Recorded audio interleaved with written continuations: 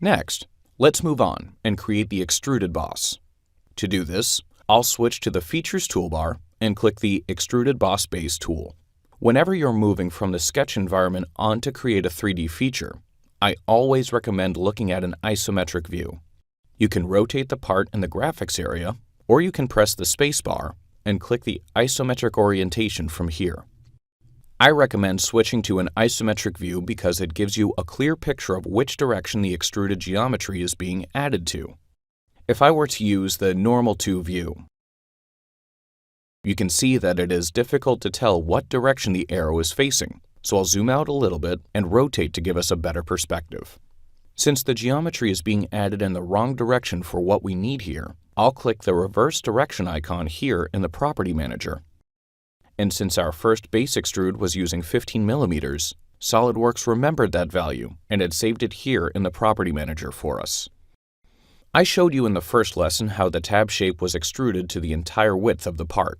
Since we know the part is 100 millimeters, I can type in 100 millimeters for the dimension and press Enter. But what happens if the width of the base extrude were to change at some point? If you change the width of the base extrude to 125 millimeters, SolidWorks wouldn't know to update this tab extrude, so you would end up with a 25 millimeter space on the side of the model. To incorporate some additional design intent taking advantage of the parametric capabilities in SolidWorks, another approach would be to use an end condition. Instead of blind, another common end condition is the Up to Surface option.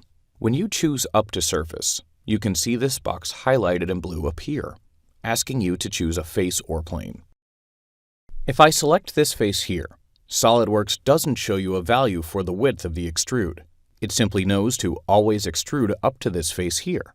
This can be very useful, because if the original base feature were to ever change to a value other than the existing 100 millimeters, the extrusion width of the tab would also change to the new value automatically. For this example here, I'll switch back to use a blind end condition and enter 15 millimeters for the thickness.